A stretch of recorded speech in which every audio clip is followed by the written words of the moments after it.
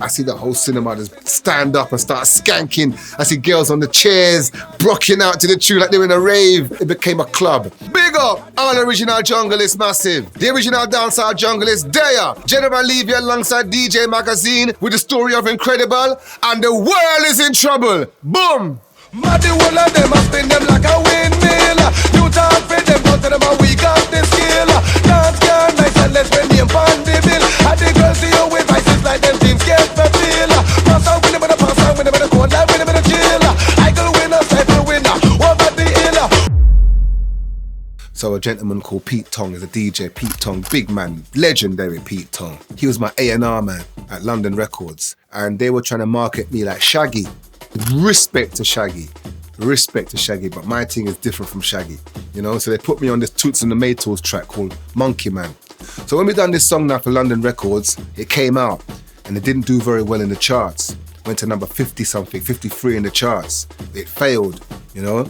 So when I went into London Records the next week, you know, everybody's head was down. When I came in the room, everybody was just doing their work. There was no red carpet. When it flopped now, they didn't know what to do with me.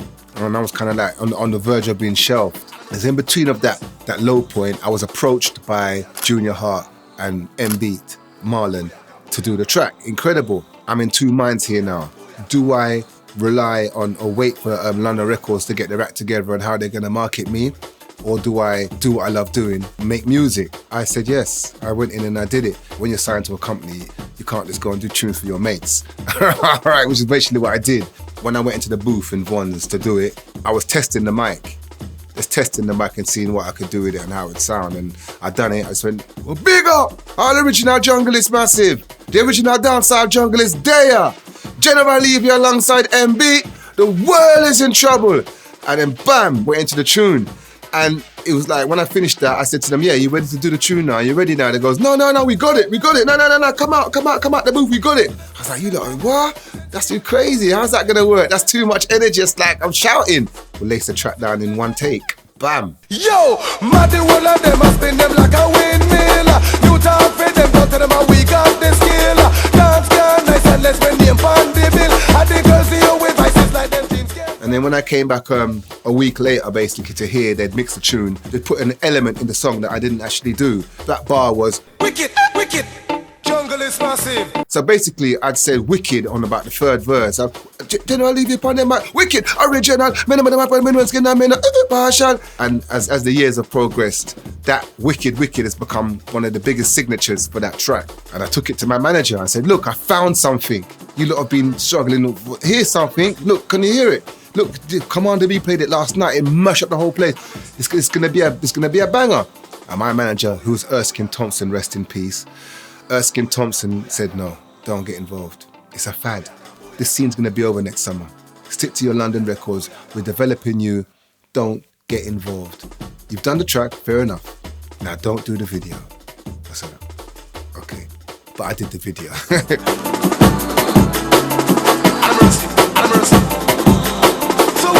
Booyaka, when the general boss. When they released the track now, it went to number 28 in the charts. It should have gone further, but because it was an independent label, it wasn't getting that love from the mainstream charts because it's like a club thing, it's a clicky thing. You got to be in, you can't just come out of nowhere and get a number one.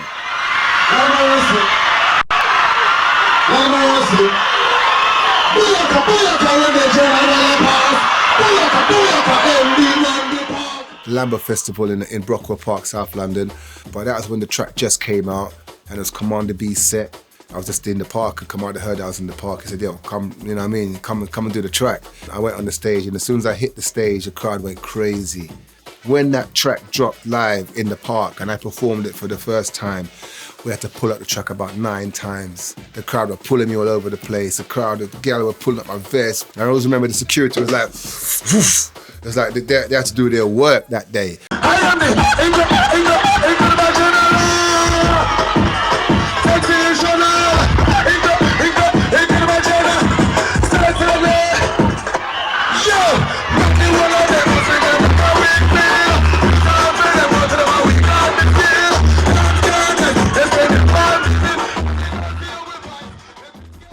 I did an interview with a magazine called The Face. It was done at a time when I just done a concert for Incredible. Actually, on the stage, I'd said to the fans that this is our music. We've actually created something new for ourselves as generally as the UK.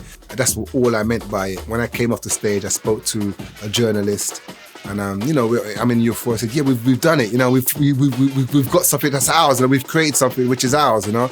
But it was taken the wrong way by some of the gatekeepers of the scene, who saw it as disrespectful that I was saying that I created jungle. And then I was looked at as egotistical, big-headed, who does he think he is? At first, I shrugged it off. It was like, come on, everybody's enjoying the track so much. I didn't look at these people as like, really, are you serious? This lady came to my house and they did an interview and they asked me my views on it. I was supposed to apologise apparently then, but nah, I was not apologising for anything because we'd done nothing wrong. So people who would take that now and use that as ammunition to try and boycott me. DJs were banned from playing the track. Bookings were starting to get deleted. Like, for instance, top DJs wouldn't work on the same bill as me. If I was on the bill, they weren't going to. So the promoters were left with a situation of, who do I book? These 5 top DJs or this guy with this big song? I went through a lot of dark times regarding that song. Backstage, but up front it's always been jiggy. The shows have always been blessed and the public have always been lovely to me. Booyaka, booyaka, when the general advance. Booyaka, booyaka, and beat run the dance. London Records saw the potential. I said, okay, he's been a bit naughty, but we're gonna try and negotiate something. So they had a meeting with Rank. I wasn't there, nothing to do with me, I'm just the artist. Rank and London Records made an agreement, a licensing agreement, and they re-released the track. And when they re-released it, with the help of London Records, Polygram, boom, number 8 in the charts. I think if we didn't have that controversy of the gatekeepers of the scene, I think we would have even got a number 1. I've never received a royalty statement from London Records or from Rank. Every time I talk to Rank said, well, I gave London all the paperwork. I'm giving London's got everything. Yeah, London's got it. They blame London. You go to London blames somebody else, and you end up running around in a circle. So I've never been able to get a royalty statement. I don't know how much money, how much that's sold. It's been on so many different compilations. It's been released in so many countries around the world, and I've never ever received not £1 for that song from the industry. Talking about your heart, but you walk on like salad. When the MB come, put a better back up and talk. Then Warner Brothers put it in the Ali G movie. That was a real blessing for me because I needed that fuel. I was like, God gave me strength. I went into the cinema to watch it by myself. And I didn't know what's going to happen. I'm just sitting down there watching it. The whole cinema was rammed with people. And then that bit comes on. Wicked, wicked, jungle is massive. Wicked, wicked, jungle is massive. Wicked, wicked, jungle is massive. Wicked, original. Muddy one of them must spin them like a windmill. I see the whole cinema just stand up and start skanking. I see girls on the chairs rocking out to the tune like they're in a rave. It became a club, and nobody knew who I was. No one knew who I was at that time. I'm just sitting there watching everybody go crazy in the cinema, and I was just like, wow! I could never forget. It's such a feeling, such a moment. I couldn't believe it was me. And not only that, it took me around the whole world, because that was how a lot of cinemas reacted around the world. I did like a decade of this peer touring on that song.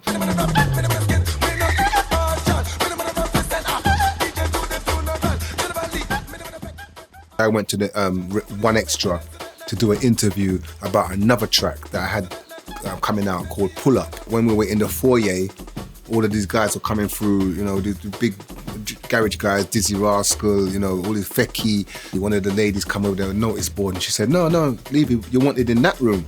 I was like, but wait, what room? That room's full. And basically I just got chucked into this room full of lions. Yeah, this song, 20 years. We did this tune 20 years ago, seen? Alright, remember, we don't do 2-3 summer tune. Our tune lasts for 20 years. Watch out, what we tell them, boy? I am the incredible general. Sensation, I'm gonna call me incredible Mr. Jam. Yo, watch it. Money, one of them.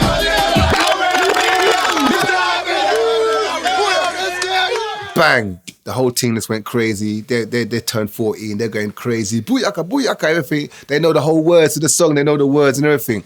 And that was a golden moment. All of the grime nation, all of the grime youth, them, all of the urban youths, them. Big up! All the original jungle is massive. The original dancehall jungle is there.